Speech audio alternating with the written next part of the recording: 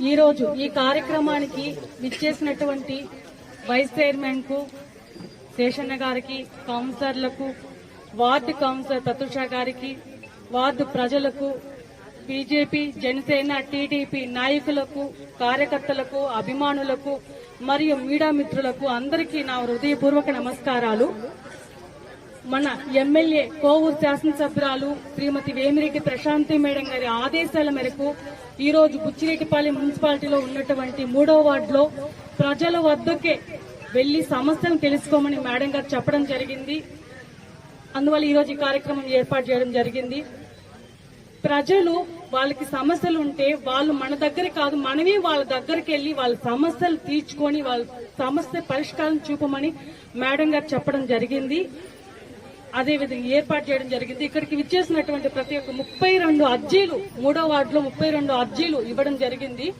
వాటిల్లో ఎక్కువగా డ్రైన్లు, రోడ్లు, ఇళ్ల స్థలాలు, ఇళ్లు, పింఛన్స్ అది కావాలని రావడం జరిగింది. ఇవన్నీ కూడా ఎమ్మెల్యే గారి ఆఫీస్కి వెళ్తాయి. అర్జీలన్నీ కూడాను ఈ అర్జీలకి వారం రోజుల లోపు సమస్య పరిష్కారం అవుతుంది.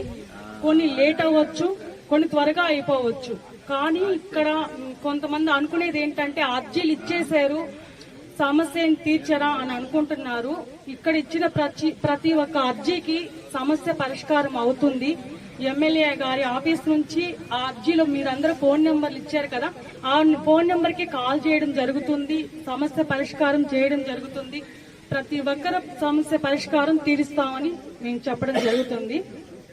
అదేవిధంగా బుచ్చిరెడ్డిపాలెం మున్సిపాలిటీలో బాంబే హైవే రోడ్డు, డ్రైన్ అభివృద్ధి కార్యక్రమానికి 8.5 కోటి మంజూరు చేయించినందుకు ఎంపీ వేమిరెడ్డి ప్రభాకర్ రెడ్డి అన్నగారికి, ఎమ్మెల్యే వేమిరెడ్డి ప్రశాంతి మేడం గారికి, బుచ్చి మున్సిపల్ ప్రజల తరపున, కౌన్సిల్ తరపున ప్రత్యేకంగా ధన్యవాదాలు తెలుపుకుంటున్నాను.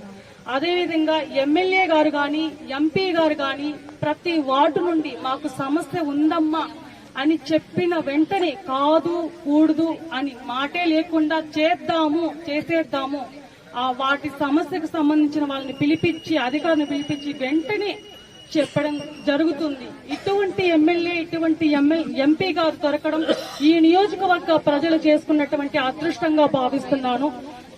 మేడం గారు ఉన్నటువంటి సమయంలో నేను కూడా చైర్పర్సన్ గా పనిచేయడం నేను గర్వంగా భావిస్తున్నాను.